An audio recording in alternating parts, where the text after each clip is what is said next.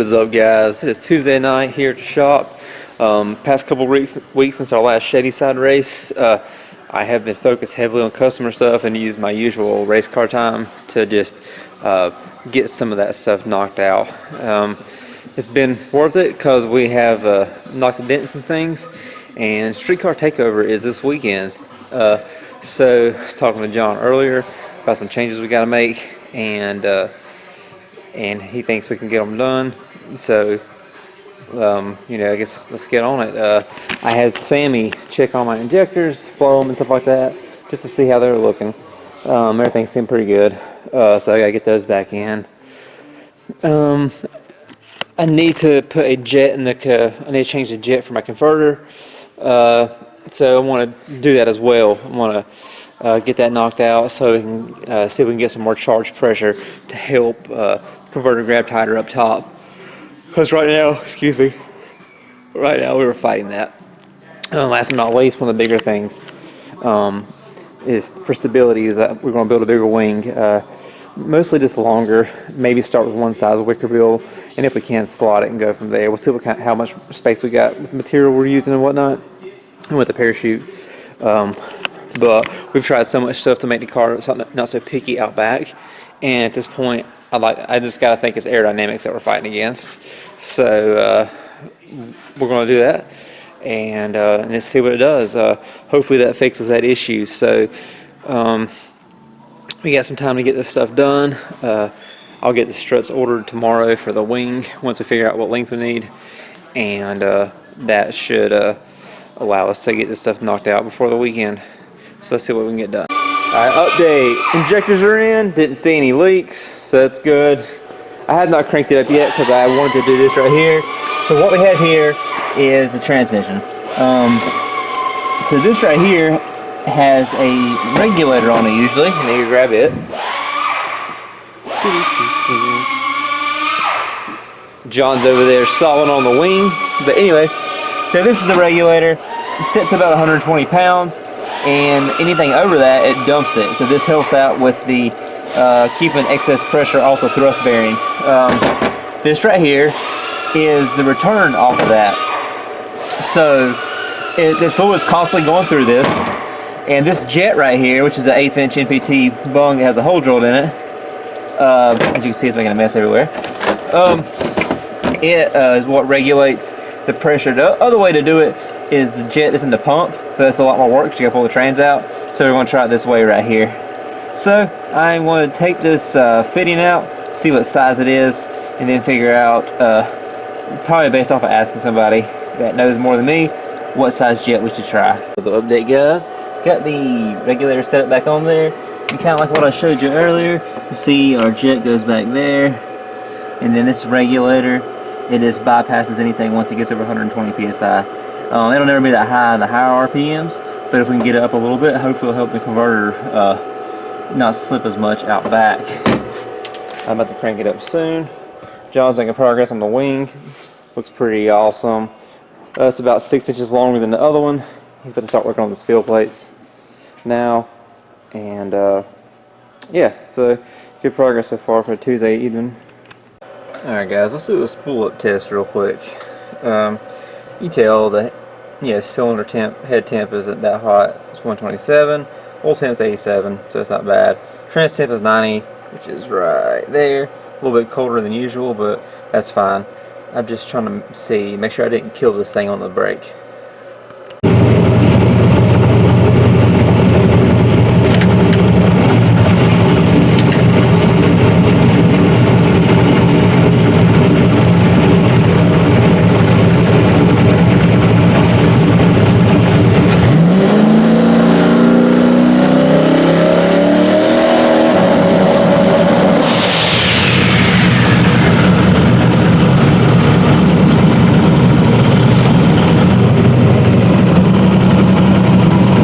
Show you guys some info here. Last time at Shady Side, the yellow line is what we're looking at here, and that is converter charge pressure. This right here is when the dump is open, and this right here is right as it closes, it spikes up, and then it kind of regulates relatively flat. There you can see. Now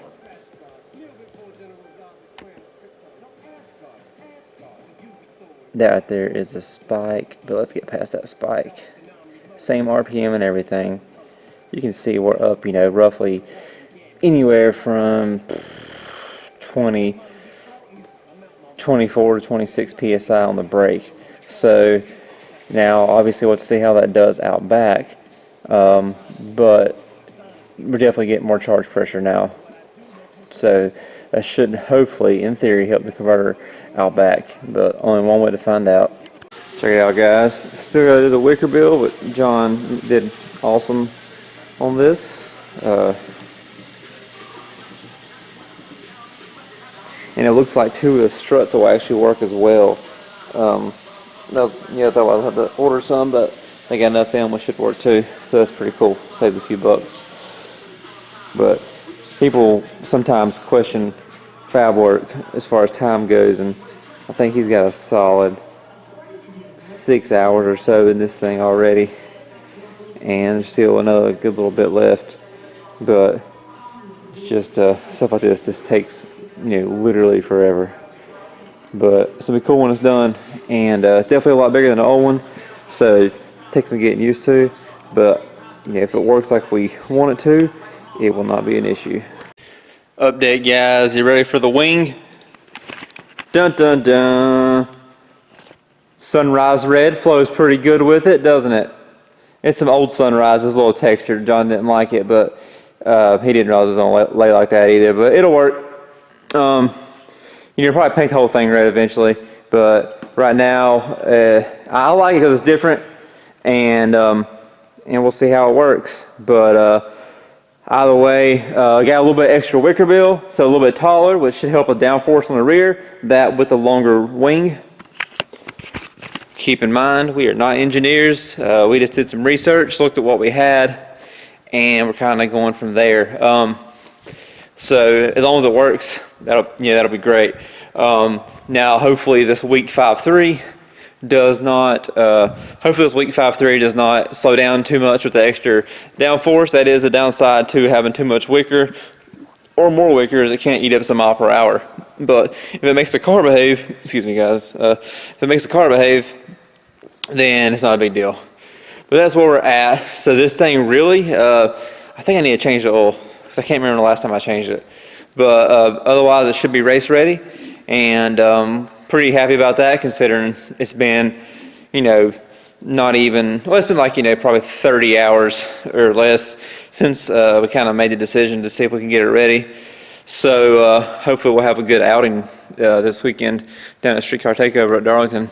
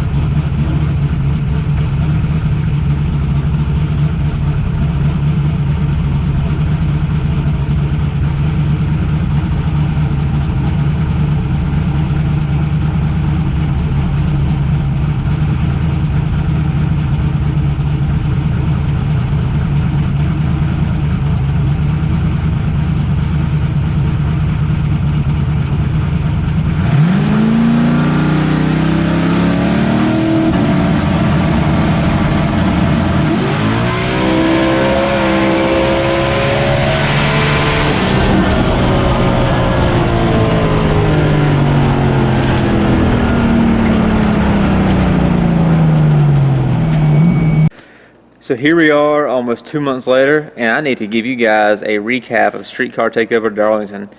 I totally thought I did this already, and as I was going through to edit the videos, I realized that I didn't. So, my bad. It's part of being the world's worst YouTuber. Let me break all this down for you. We get there, get there nice and early. Get up early in the morning, of course, it's 2 hours and probably it's about 2.5, 2:45 drive. A little over 3 with like stopping and whatever. Get there, get unloaded, and Jacob comes down with his C10. He's one of Alan's old truck. We just got it back together, and he pulled into the trailer the night before at his place and stuff. So get down there, and that thing will not start. It just won't start. Try to use a little brake clean. Didn't start. Come to find out that brake cleaner was also non-flammable, and that's why. So, man, we literally spent. Thankfully, we had plenty of time before drag racing started. It took us 3 or 4 hours, all kinds of stupid crap to get that thing started. Finally, got it started, and after hours, it's just stupid. I've never had one not be so difficult to start. It was a little cool, but remember my car's on methanol also, and one thing that didn't help was his battery just wasn't handling the drag, but from the starter. But still, that thing was just not. It was a fighter. So we ended up getting it started probably an hour or so before first test pass, and once it did that, it was great. That was good. So then we get going. Make the first test pass. Jake goes a PB. I want a good time, and I was like, sweet, good starting point. We're kind of chilling out, going over stuff, looking at Jake's data logs. Noticed that his fuel pressure is oscillating real bad. Thankfully, the fuel tech closed loop control, took the wheel, and kept everything in check on the target air fuel and stuff, but that's not the proper way to do things. So fuel stuff is acting up. They take the fuel filters apart, clean everything out. I put a safety in there for the duty cycle. So anyways, we ended up missing the second test hit. My fault. I didn't even hear. I didn't know they never do two test hits at Street Car Takeover. So now this one was not near as packed as Z-Max, but they never did 2 test hits, so I had no idea. So then we go into round 1. Round 1 wasn't a huge class, but we had Mark Rogers, fast mod motor car, mod motor Mark, and he, so we put a pretty hot tune-up in it, just to see what it'll do. And beforehand, Jake has David Farlow in the gold car. Knew it didn't have a chance really, but Jake gets out there. His truck ends up hitting the fuel safety, and which is fine. I've set safeties up plenty of times. I've hit them before, but whatever happened on his, it hit the fuel safety, blew the top off the intake, and it just messed up. It blew the top off the intake, blew the head gaskets out. Like, I've never seen a safety cut do that before. I don't know how it was so violent, but it's dumb. So thankfully he was cool about it. He went PB before that, but he understands what he's into anyways. This is racing at a rather extreme level, for not being, pro mods and stuff like that. Even if you're not crazy fast, it's still, it still takes some work, and, and there's a lot going on. But whatever, that happened, craziness. We get a first round win, super close race with Mark. I forgot what the margin of victory was. It was super tight though. Then, I'm trying to think how. Yeah, I'm trying to remember here what we ran. So then, in the second round, every time you go through, there's chip draw. Second round, we draw Steven Schoaf, and his more of a street car deal. So we, have a clear advantage, but anything can happen in racing. That being said, they were prepping this track. Like, if this guy bakes cakes like he preps tracks, he's probably one of the top 5 cake bakers in the world. He put some effort into it. And we go out there, and once again, go really fast. And then this puts us basically into the finals. I guess that's the way to word it. So that was semifinals. This comes into the finals. Finals, we get Vendetta. So if you're around here, Vendetta's a killer. North Carolina, South Carolina, on average, there's obviously going to be outliers in different states. But when it comes to 275 small tower stuff, like not class racing, just no time, I think on average we have probably one of the biggest chunks of really fast small tower cars. I know there's some in Texas, and there's some outliers in other states, but man, there's just so many around here, and Vendetta is one of those. And you can say Virginia too, all those guys come down. But North South Carolina, it's just huge around here. And we have Vendetta. I know, there's nothing I can do beyond strap a rocket booster on to get the win. I do my job on the tree. I get him hard, and as expected, he just comes around me up back. He drove around me. I went, fast again, won a great time, and just didn't have enough. So that being said, that ended up being the last race of the year. You'll see the next video. I've started the winter upgrades, but we ended up good still. Won some money, which is nice to help with this stuff. And we're going to we went to the off season with a healthy car, healthy engine, and I'm going to just kind of start planning from there and just see what I can do. But really appreciate all the companies we've worked with this year to help us do what we do. And like I said, guys, it's not always free parts. I mean, sometimes it's just hook up on shipping or even advice. Like, I don't expect anything from anybody, but some of these companies, they do help us, and that's awesome because we're a small team. And this is what I do. I like to race. I have zero other hobbies to invest into. So this is what everything does. I don't go out or any of that crazy stuff as far as clubs and stuff. I just live a simple life, and I like to drag race. But Brian Tooley Racing, Enemies Racing Australia, 2J Fab, Fuel Injector Clinic, Fuel Tech, Marley Racing, Marty up there.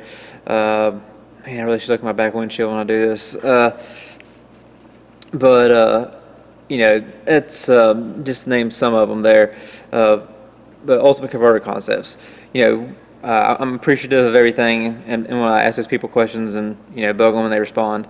But I'm hoping in 2023 we can set things up a little bit again. So we'll just see what we can do, because always business comes first, and just gotta tread it carefully because you never know. The economy is a little sketch. But anyways, thank you guys for watching, and make sure you like, share, and subscribe.